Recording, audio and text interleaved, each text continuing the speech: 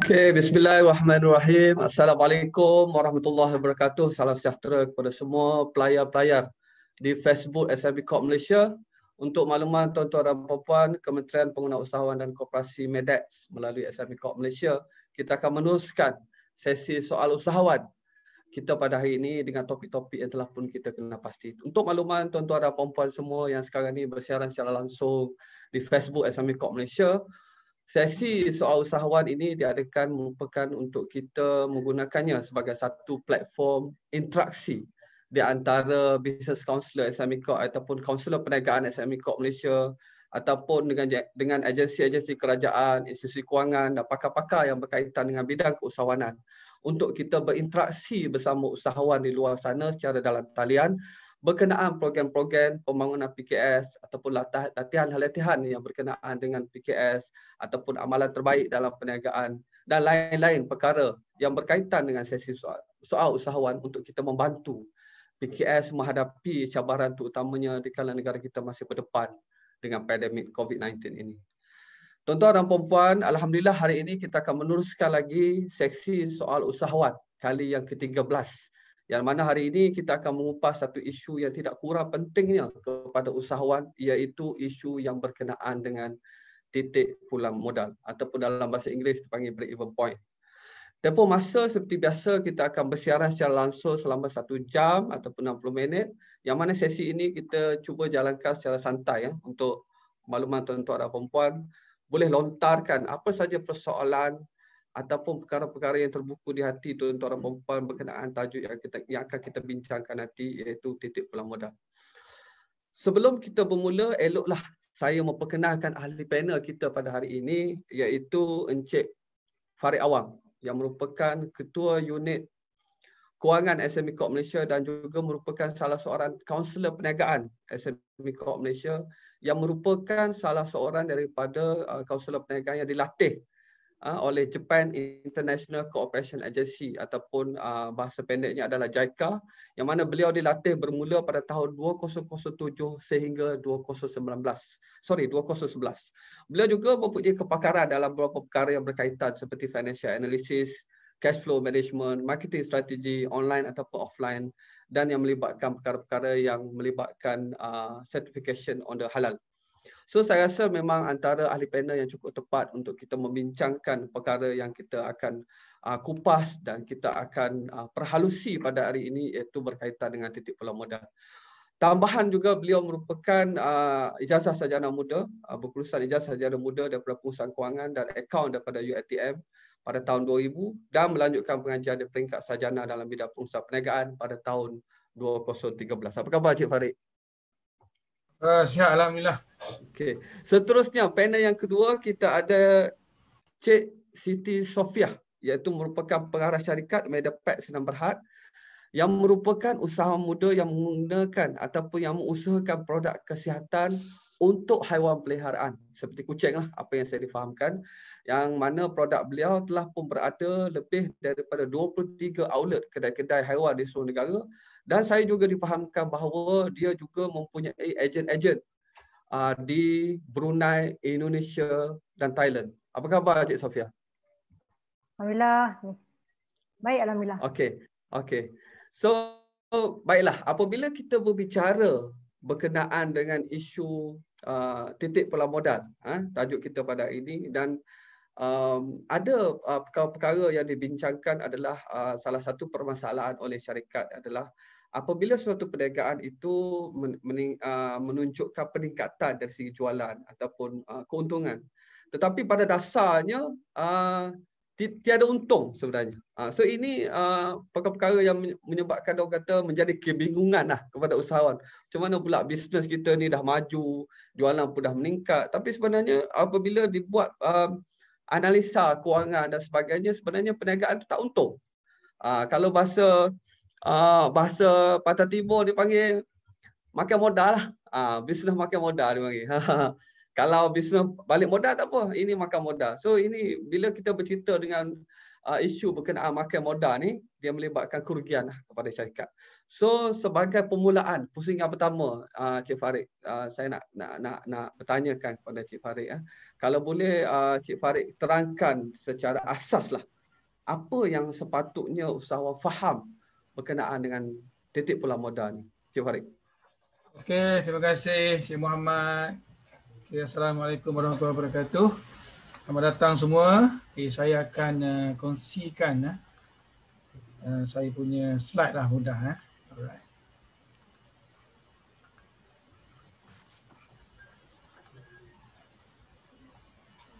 Okay, insyaAllah semua nampak. So, apa yang saya bawa adalah di bawah skop akaun mesra usahawan. So, ini adalah siri ketiga sebenarnya. Siri kedua yang minggu lepas kita ada bercakap tentang aset. So, hari ini kita akan cakap tentang BEP. Break even point atau Cik Muhammad cakap tadi dalam bahasa Melayunya adalah titik pulang modal.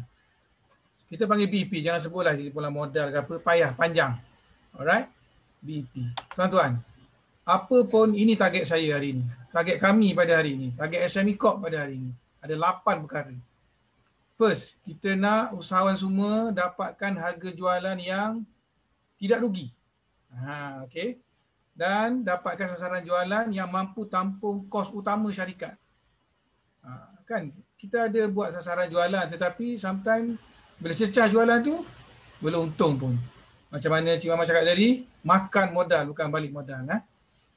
Kita nak nombor 3-nya, semua usahawan, semua yang ada pada hari ini dapat setkan harga jualan yang lebih tepat. Dapat kesan kos tetap, kos produk, kos berubah dan kos yang tersembunyi. Tuan-tuan boleh set sasaran jualan, belanja dan untung dengan lebih mudah dan tepat. Usahawan mudah fokus pada kos yang perlu dikawal. Yalah tuan-tuan, berniaga ni kos macam-macam. Kos elektriknya, air, gaji dan sebagainya. Tapi macam mana nak mudahkan mengawal kos? Ketujuh, elak salah kira sasaran jualan dan juga harga jualan. Ini nombor 7. Pengalaman saya bersama JICA pergi melawat kilang memang berlaku ada usahawan yang salah kira harga jualan. Yang mana harga jualan tu dia tak ambil semua kos. Ini yang kita akan bincang hari ini. Kita akan cuba kupas sama-sama, bincang sama kongsi. Last, boleh kesan kesalahan rekod pada kos operasi. Apabila kita dah mula pergi detail, kita akan nampak kat mana kesalahan. Semua ni tuan-tuan, hanya kita dengan belajar ini. Formula BEP. Formula break even point. Itu jualan pada BEP. Hari ini saya akan mention perkataan BEP je. Bila BEP bermaksud jualan BEP. Alright, apa tu jualan BEP ni tuan? Paling mudah nak faham adalah jualan sama dengan jumlah kos. Dalam contoh yang saya paparkan kat sini, jualan contoh 5,000, kos keseluruhan syarikat sebenarnya 5,000. So dia sama, dia boleh tanggung ke semua kos. Masalah sekarang, jumlah kos tu ada yang terkurang kira. Sekali bila dah cecah jualan 5,000, dia ingatkan dah okey dah, rupanya kos sebenarnya 6,000. Inilah perkara-perkara yang boleh dibantu oleh formula BEP.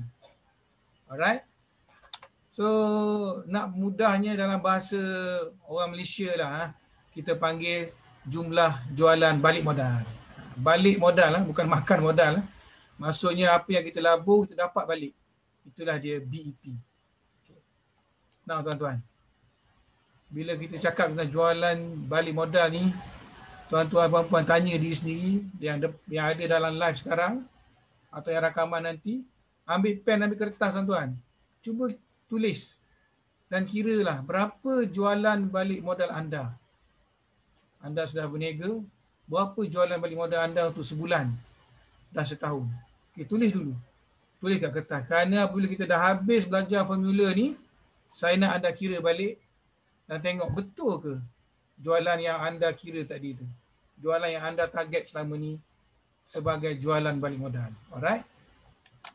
Apa yang hebatnya formula BEP ni, sebenarnya formula dia sangat mudah. Iaitu kos tetap bahagi dengan untung kasar produk. Itu je. Kos tetap bahagi untung kasar produk. Dia tak complicated tuan-tuan. Ataupun boleh tulis macam ni lah. Kos tetap, garis tu maksudnya bahagi. ratus untung kasar produk. Untung kasar produk ni ialah harga jualan tolak kos produk. So kita akan kupas apa yang tersirat dan tersurat dalam formula ni tuan-tuan. Formula mudah, senang nak ingat, mudah dan bantu tuan-tuan sebagai usahawan dapatkan satu jumlah jualan yang tak akan rugi. Kerana formula ni akan ambil kira ke semua kos yang tuan-tuan ada pada syarikat tuan-tuan. Okey. First kita akan tengok peratus untung kasar produk. Di dalam formula tu bahagi dengan peratus untung kasar produk. Di bawah ada contoh produk A 1 unit saya ambil, produk A 1 unit. Mudahnya harga jual RM10. Kos produk A RM6. Untung kasar RM4. Sebelah dia margin tu adalah peratus. Kalau tengok kos bagi produk A RM6 daripada 10 bermaksud 60%. Untung kasar dia adalah 40%. So peratus untung kasar produk adalah 40%. Okay, mudah je tuan-tuan. Memang mudah tapi dia paling susah ada bila kita nak kira nanti kos produk dan sebagainya. Apa pun. Kalau tuan-tuan perasan kat sini kenapa peratus digunakan? Peratus untung kasar produk. Kena faham juga. Kenapa peratus? Kenapa tak pakai jumlah untung sebagai pembahagi? Kerana tuan-tuan, bila kita guna peratus, dia tak kisah kita kira untuk satu produk ke, 100 produk ke, 1000 produk ke, peratus tetap sama. Ini sebagai contoh, produk A juga tapi 10 produk. Kali dengan 10, jadi 100, 60 dan 40. Itu sama, peratus tetap berubah tapi untung tu berubah lah. Alright? Itu sebab formula ni guna peratus. So kita faham, okey kita ambil peratus untung kasar. Kalau tuan-tuan Google, dia panggil marginal profit. Marginal profit. Tak payahlah kita panggil peratus untuk kasar produk lah, mudah. Alright. Now, saya ada letak anak panah di kos produk. Kerana pengiraan kos lah paling kritikal. Ramai yang salah kira kos produk sebenarnya. Alright. Nah tuan-tuan. Kos produk atau kos berkait produk dikenali juga sebagai kos berubah. Englishnya variable cost. Okey. Kos hanya ada jika ada pengeluaran produk. Jika tuan-tuan tak keluarkan produk, contohnya production stop kerana PKP, kos berubah ni consider zero. Dan dia berubah mengikut jualan, mengikut jumlah pengeluaran syarikat. Jika keluar banyak, maka kos berubah akan tinggi. Kos produk akan tinggi. Logik je tuan-tuan. Pakai logik saja. Dia tak ada complicated. Jadi apa yang perlu adalah usahawan perlu tahu apa kos yang berkait produk mereka. Yang biasanya mudah contoh adalah bahan mentah. Kalau buat kek tu, saya bagi contoh buat kek kat sini. Kan bahan mentah dia apa? Dia punya yeast, dia punya gula dan sebagainya. Pembukusan, penghantaran. Lain produk, lain dia punya produk kos. Produk kos ni pemilik syarikat adalah pakarnya. Pemilik syarikat wajib tahu produk kos. Cuma yang menjadi masalah, ada produk kos yang tak dikira. Saya bagi contoh, elektrik. Ramai yang tak tahu nak kira elektrik, nak cas pada produk. Boleh kira tuan-tuan. Kalau tuan-tuan ada mesin yang ada meter elektrik tu. Kalau tak ada pun boleh. Kita akan belajar sama-sama. Kos pemasaran dan sebagainya. Susah untuk kita pecah by produk tapi kena kira. Penghantaran sekarang mudahlah. Satu produk kita hantar. Mungkin kalau produk satu mudah kos penghantaran. Tapi kalau produk banyak, ada 10 produk. Berbeza kos tapi guna penghantaran satu. Itu pun kita akan sama-sama kongsikan tuan. So pengiraan kos produk adalah paling kritikal. Tuan-tuan sebagai pemilik mesti tulis produk A apa dia punya kosnya. Apa dia punya material. Tulis. Tulis dan kos dia sekali tuan-tuan. Mesti. Alright. Dan soalan yang biasa saya terima lah bila berkisah tentang pengiraan kos produk ni adalah satu. Sekarang ni kita ada banyak kos online marketing untuk semua produk saya. Ini syarikat yang banyak produk. Bagaimana nak pecahkan ikut produk? Kan? Kerana dia satu ketua je. Tambahan pula pengeluaran produk ikut permintaan pelanggan. Ya, tuan-tuan susah nak pecah by produk, tetapi tuan-tuan tak boleh letak produk ni, kos produk marketing di luar. Sebaliknya, tuan-tuan kena masukkan kos online marketing ke dalam formula pengiraan BEP. Nanti saya akan ajar. Macam mana? Kita akan bincang. Alright. Kedua, yang biasa tanya, beli bahan mentah, beli banyak, 1 guni beli gandum contohnya, atau tepung. And then, bila keluar production ada lebih dalam setengah guni lagi. So, lebihan stok. Adakah kos lebihan tu dikira sebagai kos produk? Tak. Kos produk ni apa saja yang tuan-tuan guna material bahan mentah untuk produk tu. Lebihan tu adalah stok, itu adalah tunai saudara-saudari semua. Tunai, modal saudara-saudari semua berada di stok anda dalam store. That is why kita kena control stok. Kita kena tengok stok. Kalau boleh beli stok, beli bahan mentah ni ikut keperluan. Apa ni, just in time, JIT. Beli apa perlu, minimiskan lebihan stok. Kalau dah tak boleh buat apa, kena pantau stok. Kalau stok tu ada tarikh luput, kena jual sebelum dia luput. Ingat, jual kat kawan, jual kat open market, payah-payah barter trade dengan rakan-rakan yang berniaga. Jangan bagi stok tu rugi. Dan yang terbaik adalah jadikan dia produk. Tingkatkan jualan. Orang berniaga ni sales is everything lah. Okey. Last nombor 3. Produk-produk saya kongsi bahan mentah yang sama. Dia ada banyak produk. Karipap, kek, semua guna tepung. Saya tak dapat kira kos produk bagaimana tu. Usahawan yang selalu beli bundle tapi dia kongsi bahan mentah, nak tak nak usahawan ni dia kena tahu. Kalau dia beli 1 guni tepung, berapa banyak dia boleh produce barang. Mesti tahu. Dan dia boleh kira berapa peratus untung kasar produk. Kita akan tengok. So segala permasalahan tuan-tuan boleh tanya di FB, kita akan jawab. Okay. Now, kita balik pada formula tadi. Mudah, kos tetap bagi untung kasar produk. Okay. Kita dah tengok untung kasar produk, kita juga tengok sikit tentang kos produk. Yang saya letak logo nuklear ni, bahaya adalah kos tetap. Kos tetap ni banyak membunuh usahawan.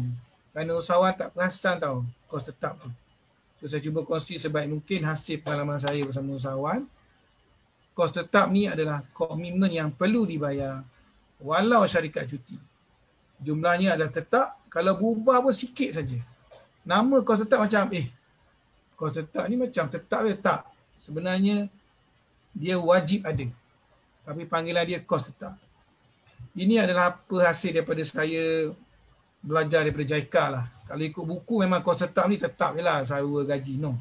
It's more than that. Kita boleh guna formula ni untuk perkara-perkara lain. Contohnya, sewaan, pinjaman, gaji, utility, fee kerajaan, cukai dan sebagainya. Nak mudahnya tuan-tuan, selain daripada kos berkait pengeluaran produk, selain daripada kos berkait dengan kos produk, itu adalah kos tetap. Jadi tuan-tuan akan fikir, ini macam semua kos. Bergantung pada syarikat nak menganggap kos itu adalah kos yang wajib atau tak. Bergantung kepada pemilik. Alright. Kalau saya boleh kongsi, kos tetap yang biasa usahawan nampak dan dipaham adalah, tuan-tuan yang live sekarang boleh tulis. Boleh tengok nota, boleh tengok rekod tuan-tuan. Apa kos yang ada di syarikat anda, senaraikan kos tetap anda. Contohnya, sewa kedai atau kilang, confirm kos tetap. Kalau tutup, kena bayar. Kecuali anda dah beli bangunan tu. Tapi kalau beli, mesti beli secara pinjaman. So, pinjaman bank. Itu adalah kos tetap. Nak tak nak, kena bayar. Kecuali kerajaan bagi monetarium. Alhamdulillah kan, tak payah bayar. Tapi kalau tak, anda kena bayar. Kereta atau bank. Makan dan minum pejabat. Ini selalu kita lupa. Ini bukan kos tetap. Ini boleh ada tak ada. Ya ke? Lebih baik letak. Kerana kos ni akan ada juga walau macam mana pun. Letak minimum. Letak average atau secara purata. Petrol dan diesel wajib tuan-tuan. Mesin jalan, kereta nak jalan. Kena ada petrol diesel. Jangan malas. Kira tuan-tuan. Kos pemasaran pun masuk sekali sebagai kos tetap anda. Kerana tak ada marketing. Macam nak jual produk? Even Cik Sofia kita pun buat marketing. Utility. Air, gas, elektrik. mesti record. Dan ini mesti dimasukkan sebagai kos tetap. Kilang tutup, air ada, gas ada, elektrik ada. Mungkin tak ada, tapi still ada. Iaitu bil minimum. Mesti ada tuan-tuan. Gaji pekerja, kalau kita ambil gaji pekerja bukan ikut production, ya, this adalah kos tetap. Kalau gaji pekerja hanya dibayar harian, jika ada production, jika ada pengeluaran, itu bukan kos tetap lah. Kerana bila tak ada pengeluaran, pekerja tu tak ada gaji. Kan, ada berlaku. Alright, ini adalah senarai yang biasalah. Tetapi yang saya perasan yang selalu usahawan lupa adalah satu, gaji pemilik. Usahawan dia tak masukkan gaji mereka dalam kos tetap syarikat. Okey. Elang pemilik. Maksudnya apa? Dia nak bayar kereta dia nak bayar rumahnya dan sebagainya. Yang mana itu adalah pemilik punya elang. Dia lupa, dia tak masukkan. Komitmen pemilik yang lain. Mungkin dia ada beli bangunan untuk syarikat, dia pergi bayar, dia lupa masukkan sebagai kos tetap. Inilah benda-benda yang selalu terlepas pandang. Saya ada kursus dengan usahawan asnaf. Bila tanya, dia punya jualan minimal dia bagi satu figure. Dan saya tengok, tak logik. Dan saya tanya, mana you punya gaji bulanan? Oh, itu kalau ada, tak ada, tak ada. Uish, tak boleh. Dia serahkan pada nasib. Tak boleh. Gaji kena ada dalam pengiraan kos tetap. Dengan cara itu kita akan tahu berapa jualan yang perlu dibuat. Selain daripada itu tuan-tuan perasan sebagai usahawan, tuan-tuan memang ada buat pembelian aset terutamanya atau pelaburan yang dibeli secara tunai. Perasan tadi, kalau kedai kita beli, biasa beli loan kita bayar bank. Tapi kalau kita beli tunai, macam mana kita nak dapat balik pelaburan kita tuan-tuan? Itu yang selalu usahawan lupa, di mana aset-aset ni kena disusut nilaikan. Susut nilai itu adalah ibarat pulangan daripada pelaburan pembelian aset. Beli kereta, beli mesin, beli bangunan. Perlu dimasukkan balik dalam kos tetap tuan-tuan. Supaya jualan tu boleh cecah, boleh capai dan boleh pulang balik pelaburan tuan yang beli secara tunai. Benda yang selalu kita terlepas pandang. Alright. Bunyi macam, banyak ni. Ya, betul. Kos tetap tuan-tuan kena teliti dan kena banyak kerja, kena banyak kira dan senaraikan. Alright. So, this is the formula. Kos tetap bagi peratus untuk kasar produk. Mudah je formulanya dan kita tengok contoh. Contoh satu. Produk A 10 unit. Margin peratus keuntungan dia 40%. Kos tetap tahunan saya bagi RM30,000. Masukkan dalam formula mudah je, 30,000 bagi 0.40. 40% kan, 0.40. Anda akan dapat 75,000. 75,000 itulah jualan balik modal. Jualan yang orang kata boleh tanggung semua kos. Mudahnya kira. Ya mudah. Nak buktikan? Nah, saya buktikan. Jualan 75,000, kos 45,000, untung kasar berapa? 30,000. Untung kasar 30,000 sama dengan jumlah kos tetap tahunan syarikat. Bermaksud kita dah cover semua kos. Tak ada untung. Sebenarnya tuan-tuan, kalau tuan-tuan fikir sejenak, kalau kos tetap tahunan syarikat tuan-tuan masukkan gaji tuan-tuan, gaji pemilik, bermaksud untung kasar ni dah cover gaji pemilik. Cumanya dalam kes ni syarikat tak ada untung. Syarikat tu sebagai manusia, syarikat sendiri dia tak ada untung. Okey, semua pergi bayar tapi gaji dapat, loan bayar, semua boleh tidur lena. Bermaksud syarikat ni perlu jual 75,000 untuk dia tidur lena lah. Alright. Dan kos tetap naik ke arah 40,000. Contoh, kos tetap naik. Bila tetap kos tetap naik 40,000? Kita 40,000 bagi 0.4. Jualan 100,000. Kena capai. Mudah. Contoh lagi. 3. Kos tetap naik 40,000 tapi untung kasar peratus turun ke 35%. Kos naik. Kos produk naik, apa nak buat. Kos material naik. Jualan akan naik juga. Perlu jual sebanyak RM114,285. Untuk dia bayar, kos tetap dia RM40,000. Dan margin pun dah turun 35%. Kalau tuan-tuan tengok kat sini, everything ada kesan dia. Jadi tuan-tuan kena kontrol kos tetap. Kena selalu perhatikan kos produk anda. Kerana dia akan beri kesan pada peratus untung kasar. Lagi tinggi untung kasar, lagi bagus. Ya, betul. Kerana dia akan bagi kos jualan BEP yang lebih rendah Bila jualan lebih rendah, tuan-tuan lebih mudah capai.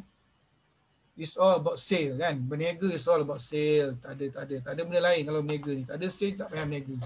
So, saya bagi contoh lagi. Break even point 75,000. Kita balik pada yang asal, kos tetap 30,000. Syarikat capai jualan 80,000. Bermaksud dia dah lebih daripada jualan balik modal dia. Macam ada 5,000 untung. Betul ke? Tak tuan-tuan.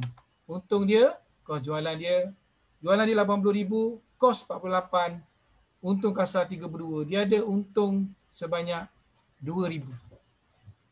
Dia dah ada untung sebanyak 2,000. Capai jualan 80, dia untung 2,000. So kurang-kurangnya syarikat ni dah ada untung. Jadi sebagai usahawan, dia tahu. Bila dia tengok laporan sale, uish, dah 80. Okeylah, dah lepas break even. Lega. Ada untung. Ada untung. Ada untung plus minus lah. Ada belanja yang tak terkawal kan. Biasalah usahawan. Jumpa kawan-kawan nak belanja apa semua. Boleh cover. At least kita tahu yang dah lebih daripada jualan minimum. Jualan balik modal. Okey. Saya bagi lagi contoh. Kondisi yang sama. Syarikat perlu engage atau ambil iklan. Tambahan iklan baru. Sebanyak 5,000. Dia kata, nak kena push sale ni. Nak kena ada untung. So dia kena ada subscribe iklan baru sebanyak 5,000. Kos tetap automatik bertambah 35,000. Perasan tak tuan-tuan? So apa jadi? Kos tetap 35,000, margin masih sama, jualan akan perlu cecah sebanyak 87,500. Supaya jualan yang baru ni dapat cover kos iklan. Betul tak? So syarikat sentiasa alert. Apabila ada penambahan kos, maka jualan tu akan naik. Dia tak boleh jualan sama 75,000, tak boleh. Kerana you dah ada kos yang baru. Alright. Dan kita tengok lagi. Dalam break even 70,000. Syarikat cakap dia nak untung 10,000. Sekali tadi kos bertambah. Dan ni tak. Saya nak untung bulan ni 10,000. So berapa jualan yang saya perlu capai? Adakah kos tetap campur profit? Kos tetap 30 campur 10, 40,000.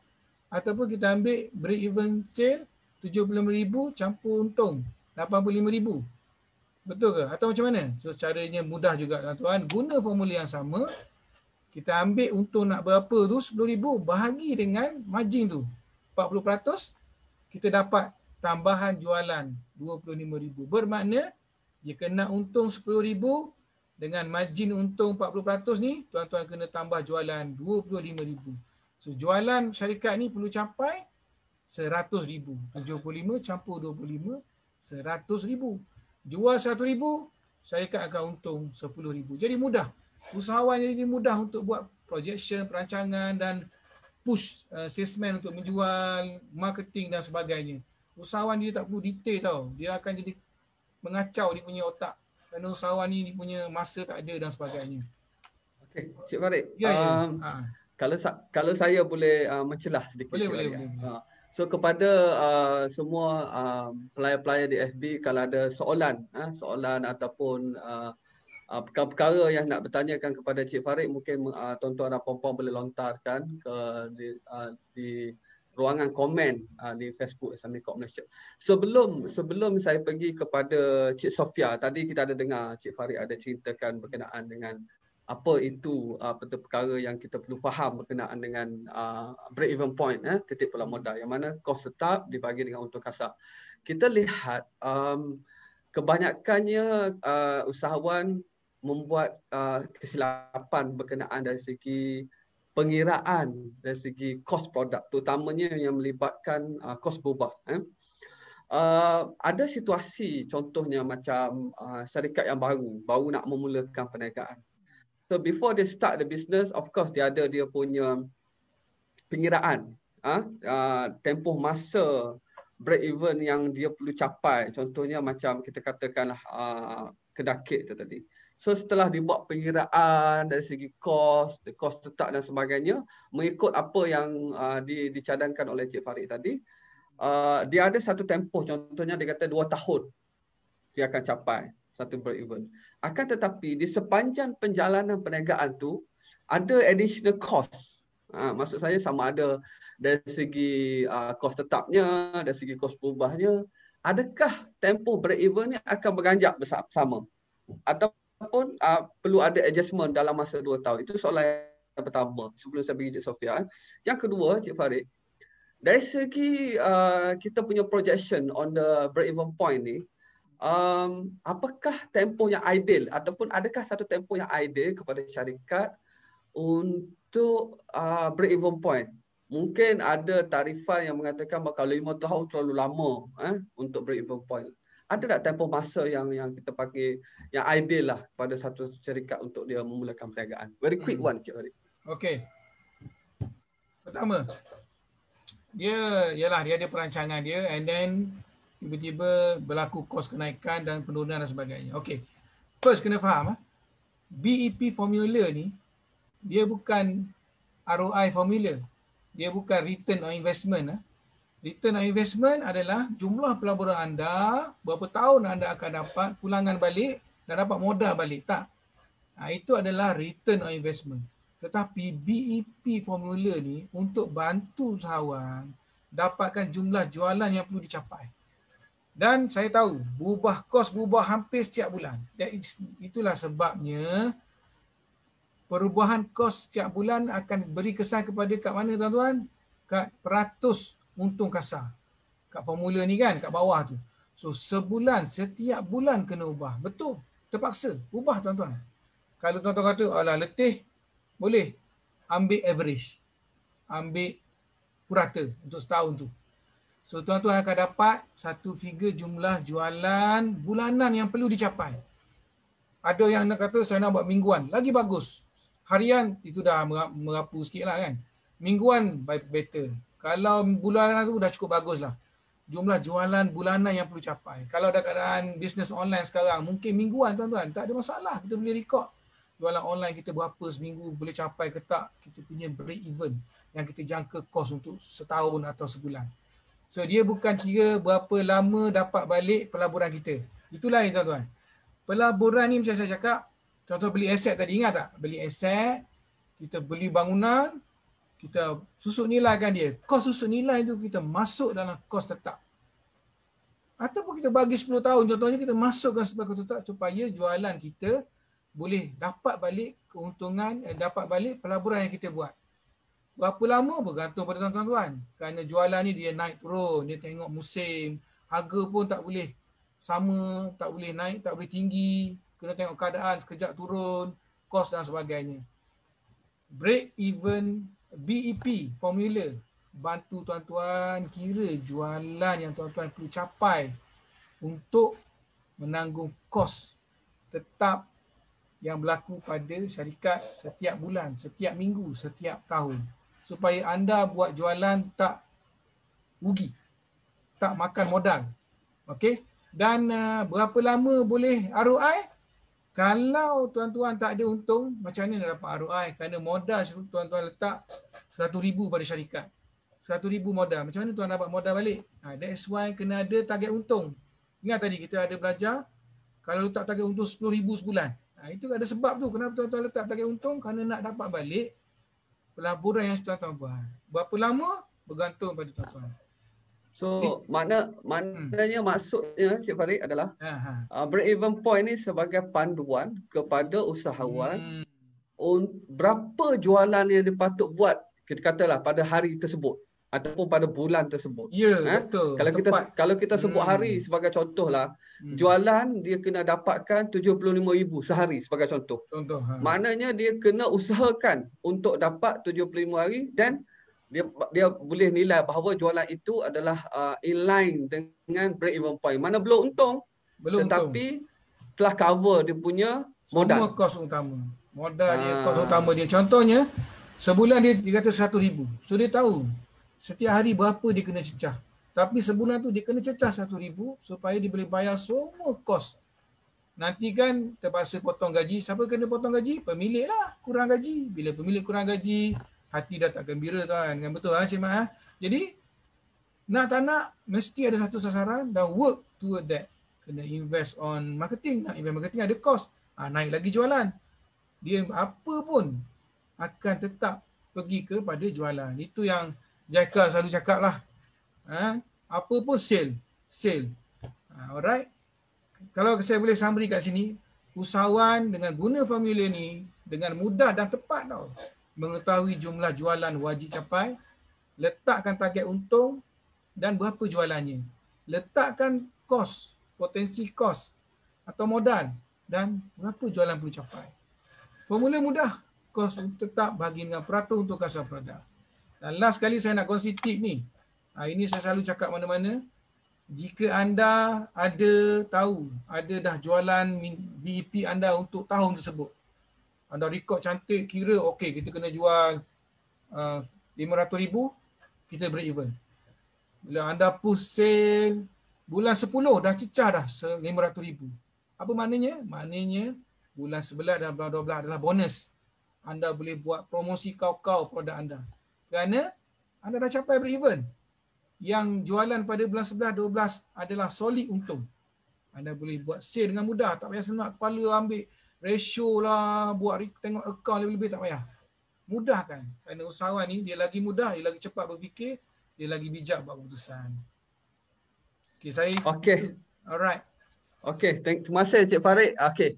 Tak apa, kita akan bersambung balik dengan Cik Farid. Cuma okey, saya nak beralih kepada Cik Sofia. Cik Sofia, Cik Siti Sofia, yang saya perkenalkan sebelum ni. Okey, kadang-kadang kita dengar daripada pegawai kerajaan ni, kita nak dengar juga daripada usahawan. Betul ke berkenaan dengan titik pula modal ni, Cik Sofia? Okey, soalan saya, okey, sebelum tu kalau boleh Cik Sofia perkenalkan diri Cik Sofia dulu. Mungkin ada perkara-perkara yang Cik Sofia ingin kongsikan dengan para pelayar di Facebook SMB Corp Malaysia. Yang kedua adalah Cik Sofia, saya difahamkan Cik Sofia merupakan salah seorang usahawan lah yang belajar ataupun yang memahami berkenaan dengan titik pula modal, terutamanya yang melibatkan perniagaan Cik Sofia sendiri. Apa yang Cik Sofia nampak kita panggil manfaatnya pada syarikat ni untuk kita betul-betul memahami dan kita mengguna pakai berkenaan dengan titik pula modal ni. Cik Sofia, silakan. Okay, Assalamualaikum pada Cik Farid, Encik Muhammad ya.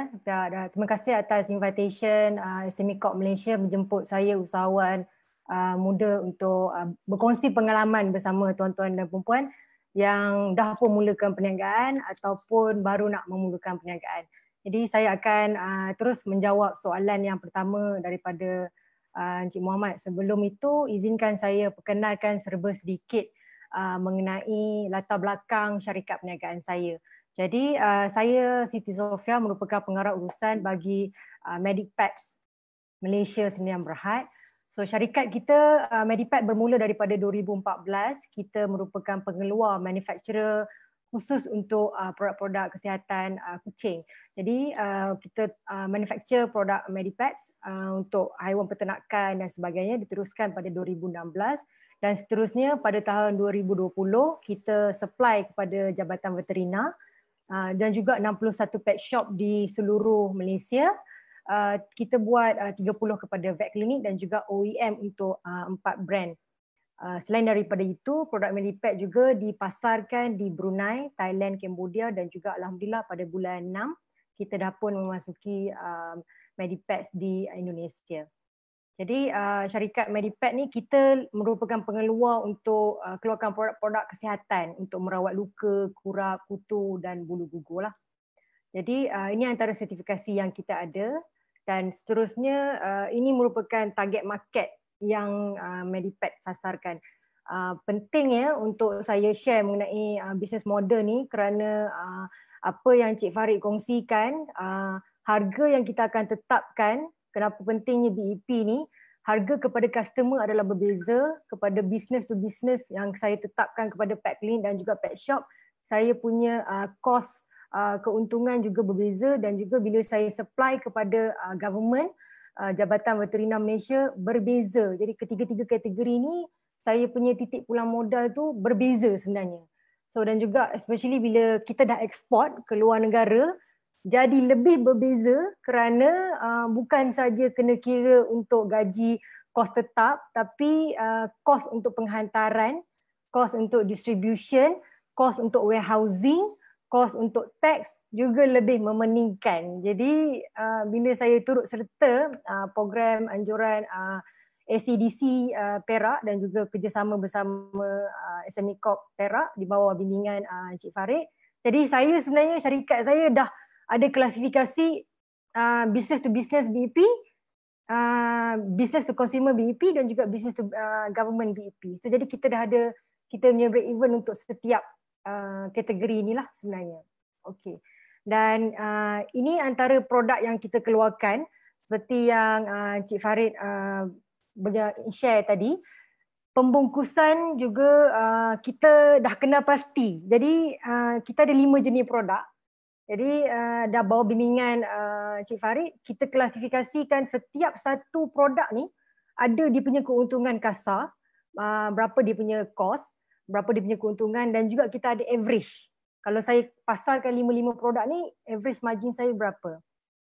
Ini adalah produk yang kita jual di Malaysia. Ini produk yang kita jual di Brunei. Jadi jika tuan-tuan dan perempuan boleh tengok bila packaging berubah, produk raw material juga berubah, kos marketing untuk setiap negara juga berubah. Jadi pentingnya saya belajar BEP ni, saya kenal pasti, saya sebagai usahawan kenal pasti kos dan juga berapa keuntungan saya sebenarnya. Ini adalah produk yang kita pasarkan di Indonesia. Jadi untuk produk Medipad kita berada di boleh dicari di semua marketing platform lah. Jadi setakat itu buat masa ni untuk produk Medipad. Jadi menjawab soalan kedua daripada Cik Muhammad ya, manfaat saya sebagai usahawan belajar belajar BEP lah. Saya lebih kepada marketing. Saya uruskan marketing untuk Medipad. Bila kita keluar, especially macam untuk kita push event punya sales event punya sales ni normally kita akan ada target sales. So bila kita pergi ke Indonesia, ke Brunei, ke Thailand, kita akan ada target sales. Di Brunei, target sales adalah 25,000 Brunei dollar. Jadi apa saya buat dekat situ, saya ada satu formula yang saya belajar sebelum ni dekat kelas online lain, bukan lagi dengan Cik Farid sebenarnya. Jadi jumpa Cik Farid ni, ting, dia macam itulah. So bila saya belajar di kelas online yang berada di luar, tak sebut di mana-mana lah, selalunya dia akan ajar senang saja. Kos nak berapa, tolak dengan jualan berapa, kita akan dapat unit sales, unit yang kita perlu jual berapa.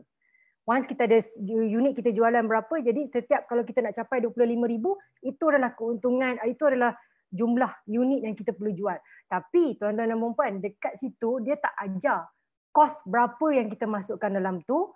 Kos saya nak bawa budak saya 15 orang ke Brunei, kos saya nak marketing, event place, location, logistik dan sebagainya tidak termasuk di dalam itu. Jadi first time saya ke Brunei sebelum saya belajar BEP, saya tak nampak keuntungan dekat saya punya total sale. Jadi keuntungan banyak masuk jualan habis produk dan sebagainya. Dekat sini pun live ada juga kita punya ejen daripada Brunei, Indonesia pun ada join . So kita tak ada nampak untung dekat situ. Jadi mistake saya adalah saya tak masukkan kos tetap, kos saya tak masuk. Jadi saya punya conventional thinking daripada yang saya belajar sebelum ni dengan kelas-kelas online lain, nak capai untung berapa, bahagi dengan harga produk. Jadi dapat saya punya jualan yang saya perlu jual untuk saya capai 75,000 sales di Brunei. Jadi macam tu. Bila saya berubah kepada BEP, manfaat saya dapat kenal pasti keuntungan saya tahu berapa kos pengeluaran saya, dan yang paling penting macam Cik Farid cakap tadi, kita dapat kira jualan bulanan untuk kita cover kos untuk setiap bulan. Jadi itu dulu Cik Muhammad. Okey, tadi bila saya dengar penjelasan pengalaman Cik Sofia sendiri berkenaan dengan formula untuk kita mengira berbanding dengan apa yang Cik Farid ajar dengan yang kelas-kelas yang sebelum ni. Kita tak bagi tahu bahawa formula sebelum salah ataupun formula yang sekarang yang betul. Cumanya pengalaman Sofia sendiri apabila kita pakai formula yang tidak menyeluruh Maksud saya, dia tidak mengambil kira perkara-perkara yang sepatutnya kita ambil kira. Dan ini boleh menyebabkan kerugian syarikat di dalam diam. Nak panggil silent. Silent killer. Inilah silent killer menyebabkan kerugian dalam diam. Pengalaman Sofia, mana kalau dahulu Sofia menggunakan formula di kelas-kelas online tu, apa ni kita panggil kesilapan lah. Kita panggil kesilapan yang paling ketara yang Sofia nampak apabila kita tak mengambil kira kos yang secara keseluruhan ni. Apa yang Sofia nampak yang sepatutnya usahawan perlu tahu perkara ini pada pandangan Sofia? Okey, macam saya berkongsi ya dengan pihak SME Corp dan juga untuk yang menonton, usahawan-usahawan yang menonton ya.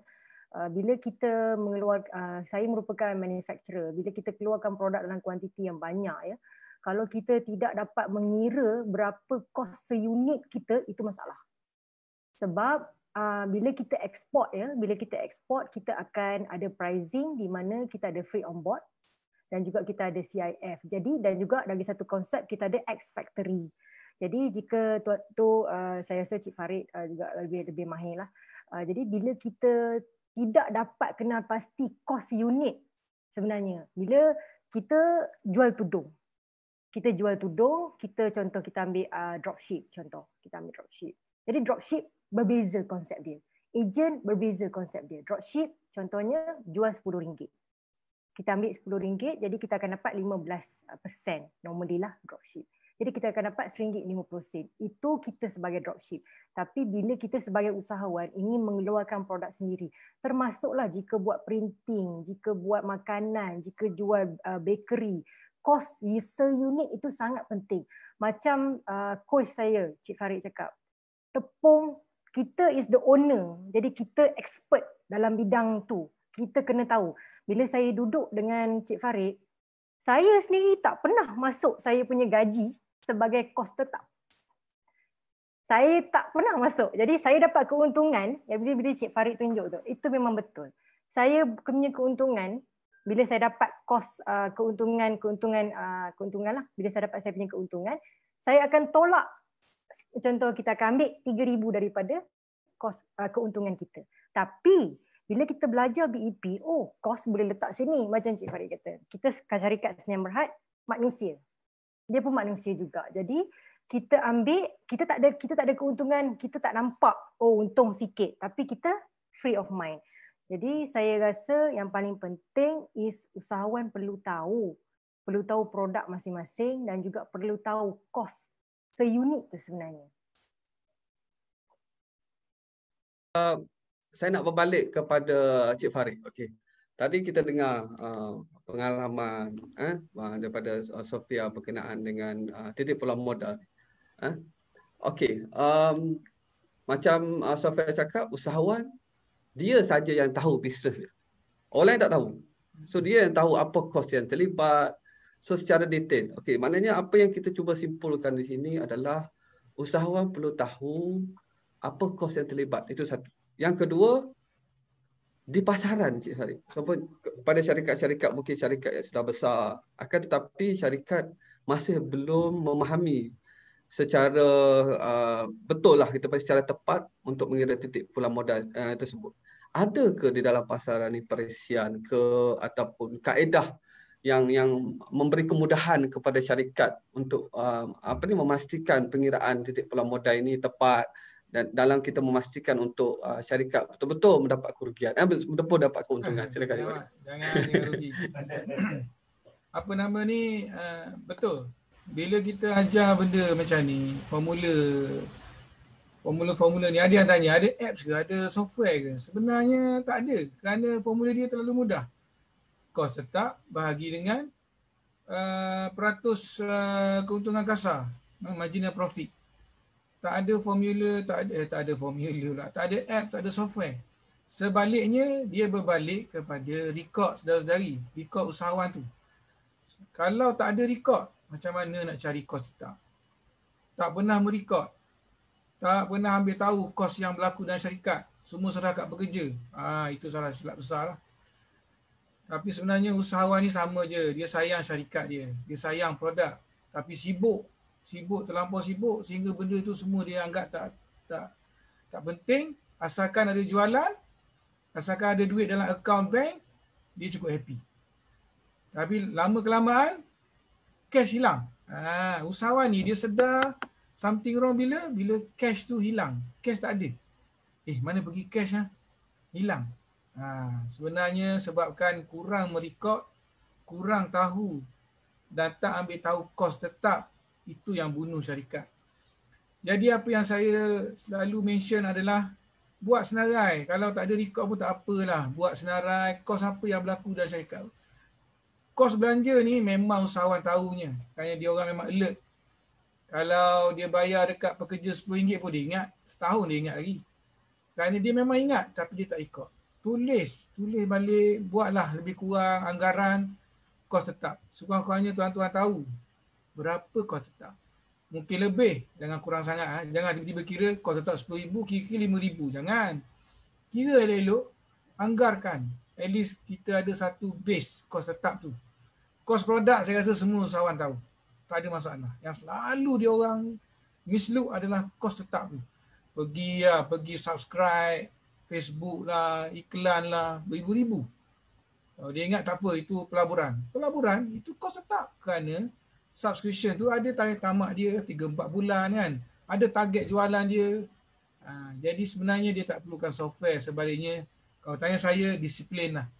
Saudara-saudari yang dengar hari ni, kalau tak ada rekod sangat, termenung, alamak tak pernah simpan rekod. Tak apa, ambil kertas, tulis kos apa yang berlaku. Jangan lupa tadi, kos diri anda tu sebagai usahawan. Gaji macam Cik Sofia tadi cakap. Berapa anda perlu sebulan untuk tanggung keluarga anda. Untuk beli bahan-bahan dapur, untuk beli pampers contoh yang ada anak kecil lah. Tuan-tuan kena kira. Tuan-tuan punya belanja tu. Tuan-tuan usahawan. Berapa perlu sebulan? RM5,000, RM6,000. Itu dah kos tetap satu dah. Bayar kereta. Tak apa tuan-tuan. Tuan-tuan kira sendiri. Tuan-tuan tanya dia sendiri, kira. Dan kiralah berapa break-even jualan tu. BEP punya jualan. Dan baru tuan-tuan boleh tahu. No wonder lah cash hilang. Kerana jualan yang buat sekarang sebenarnya makan modal. Macam Cik Mukadimah tadi. Makan modal. Cik Sofia ada nak tambah sikit? Saya nampak macam ada body language nak tambah sikit. Saya setuju. Saya sangat bersetuju lah. Jadi saya pun sarankan kalau usahawan dekat luar sana lah. Sebab kita bila saya kongsikan pengalaman 2014 kita enterprise company. Jadi 2018 kita upgrade kepada Senyum Berhad. Jadi bila kita upgrade kepada Senyum Berhad, kos untuk company secretary dan benda tu dah berbeza sebenarnya. Tapi kalau kita dapat manfaatkan bagaimana kita menjaga akaun kita dengan baik dan juga track record, saya rasa memang kita dapat lebih banyak manfaat, especially dari segi tax lah. So yang paling penting macam saya dulu receipt pun saya tak simpan, Encik Muhammad. Saya banyak campak-campak je. Macam saya kongsikan dengan Cik Farid, saya banyak guna kad plastik, credit card kan. Jadi kita ada track record. Jadi sebelum sini saya tak pakai credit card. Sekarang saya pakai tapi saya ada monthly bulanan. So saya akan pakai, saya tahu okey RM5,000 ini ada saya punya cost. Jadi kita dapat tip. Jadi kesinambungan dia kalau yang belum lagi buat, saya sebagai usahawan saya recommend untuk mula. Yang mana baru nak mulakan perniagaan, mungkin juga boleh identify kos yang perlu dikeluarkan dulu, modal berapa, nak buat Facebook marketing berapa, nak buka SSM RM60 dan sebagainya. Jadi boleh mulakan daripada sekarang. Terima kasih. Okey, kepada player-player yang sekarang ini bersiaran secara langsung di Facebook SME Corp, boleh lontarkan soalan. So kita ada lebih kurang dalam 5 hingga 6 minit lagi. So kalau ada apa-apa soalan boleh lontarkan. Cuma okey, Sofia, kata-kata akhir Sofia kepada usahawan.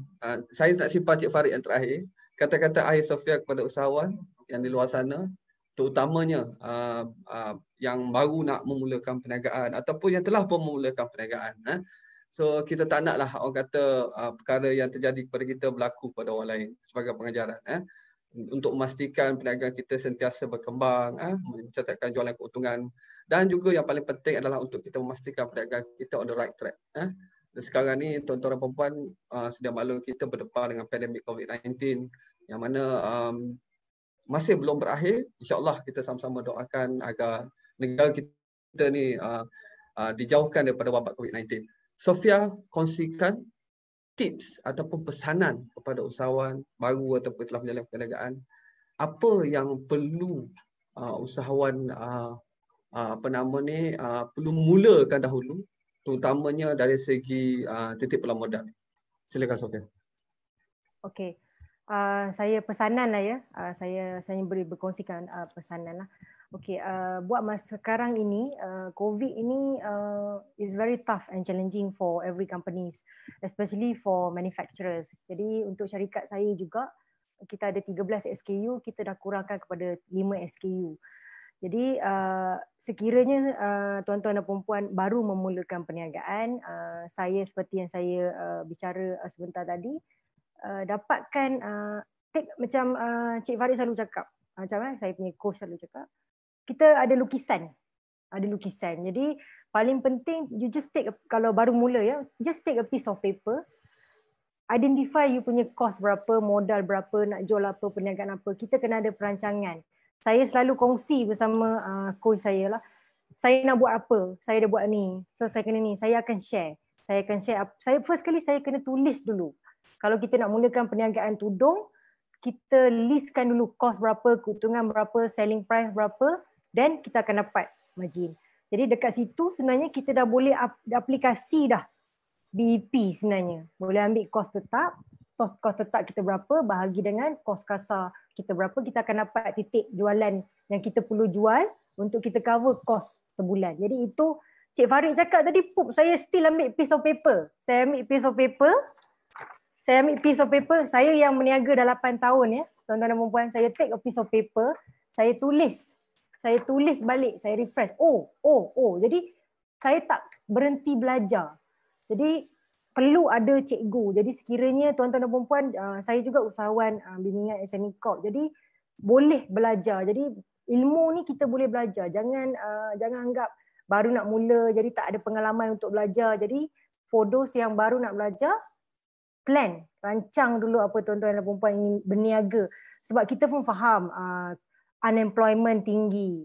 Jadi gaji berkurangan dan sebagainya. Take a piece of paper dan juga dapatkan consultation ataupun bimbingan daripada agensi-agensi yang berkenaan. Jadi itu apa yang saya buat untuk sekarang ni. Jadi bagi yang sudah ada perniagaan, tuan-tuan dan puan-puan, geng-geng otai, rakan-rakan dan sebagainya, saya rasa buat masa ni yang paling penting kita perlu identify kita punya strength lah.